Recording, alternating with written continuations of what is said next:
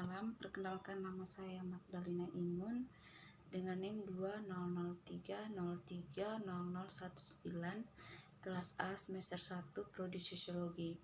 Nah, di sini saya akan menjelaskan hasil review buku ke-16 pengantar ilmu sosiologi. Nah, langsung saja tema pertama adalah sosiologi, wacana, dan filsafat publik. Sosiologi adalah studi ilmiah tentang struktur sosial dan hubungan serta perilaku manusia. Sains mengacu pada proses pengembangan teori yang diuji dan kemudian ditolak, dimodifikasi atau dipertahankan sampai dikembangkan lebih komprehensif. Sosiologi menguji teori-teori ini terhadap kasus-kasus secara empiris untuk menentukan apakah dan sejauh mana teori itu masuk akal dan dapat diterapkan. Teori atau paradigma sosiologi adalah cara memahami efek kekuatan sosial pada individu sebagai anggota kelompok dalam kategori sosial. Nah, di sini saya akan menempatkan istilah sains dalam tanda kutip untuk menggarisbawahi bahwa sains tidak bebas nilai, yaitu ia diinformasikan oleh bias teoritis dan metodologis para peneliti dan dapat dipengaruhi ideologi dan kepentingan peneliti sebuah poin yang akan dielaborasi kemudian dalam beberapa bab berikutnya.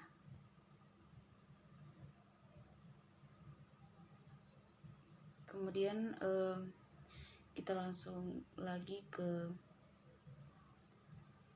wacana. Nah, wacana dapat mencerminkan perbedaan kekuatan sosial kerangka waktu historis tertentu. Nah, wacana juga dapat menyoroti bahwa produksi makna adalah masalah kekuasaan, yaitu makna tertentu dianggap lebih sah daripada yang lain. Misalnya, kita dapat berbicara tentang imigrasi dan kebijakan dan hukum kewarganegaraan sebagai wacana yang memungkinkan kita untuk membayangkan siapa orang dalam atau siapa orang luar yang harus dianggap sebagai orang Kanada dan yang tidak boleh diterima di negara tersebut.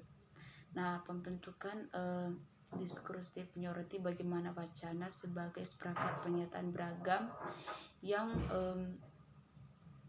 dihasilkan di lembaga yang berbeda, mengacu pada objek yang sama, berbagi gaya yang sama, dan mendukung kelembagaan yang sama.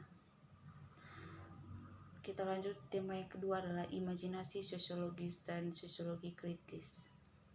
Nah, salah satu cara teknik untuk mempelajari teori sosiologis adalah dengan memperhatikannya dan menerapkan apa yang kita pelajari dalam aktivitas sehari-hari dan hubungan sosial. Penting untuk menjadi produsen teori dan praktis sosiologi dapat kita perhatikan melalui konsep imajinasi sosiologis, di mana imajinasi sosiologis menggabungkan teori dan praktek. Melalui konsep ini, C.W. Mills menggabungkan analisis makro dan mikro sosiologis dalam pendekatan holistik untuk memahami masalah sosial dan menerapkan perubahan progresif dalam organisasi dan operasi struktur sosial.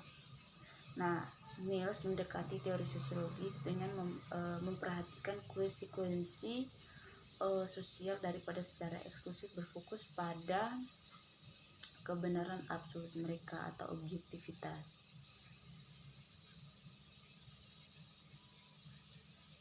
Nah, kita lanjut, tema yang ketiga adalah sosiologi bidang multi aspek, di mana sosiologi adalah studi sistematis tentang kondisi dan fenomena sosial melalui analisis data yang dapat diamati. Sosiologi juga adalah disiplin ilmiah. Istilah sains menyiratkan bahwa ada realitas objektif yang dapat dipahami secara rasional melalui penerapan metode ilmiah atau observasi dan eksperimen.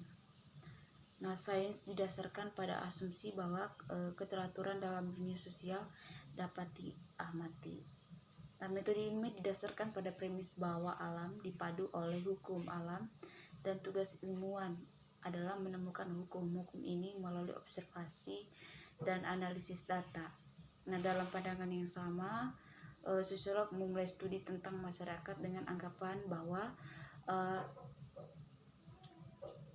bahwa masyarakat juga diatur oleh hukum kemasyarakatan dan tugas mereka adalah menemukan hukum-hukum ini dengan menggunakan metode yang sama dari ilmu alam atau fisik. Nah, sosiologi juga dapat menyebut pendekatan positivisme. Nah, sebagai ilmu sosiologi mengajukan teori abstrak secara dan dapat menguji teori-teori ini terhadap kasus empiris untuk menentukan apakah mereka dapat dipercaya. Sosiolog juga menggeneralisasi dari penelitian, analisis, dan observasi untuk lebih memahami bagaimana masyarakat beroperasi. Sosiologi tidak hanya berkaitan dengan pengembangan pendekatan teoritis, ilmiah, dan empiris untuk memahami masyarakat dan perilaku manusia. Nah, ini juga merupakan kerangka kerja untuk mengkritik masyarakat dan menggunakan pengetahuan kritis ini untuk bertindak atas dunia guna mewujudkan kesetaraan dan kesejahteraan dalam hal atribut seperti ras, jenis kelamin, seksualitas, kelas sosial, agama, wilayah, dan lain-lain. Kemudian tema yang keempat adalah sosiologi, debat, dan metode.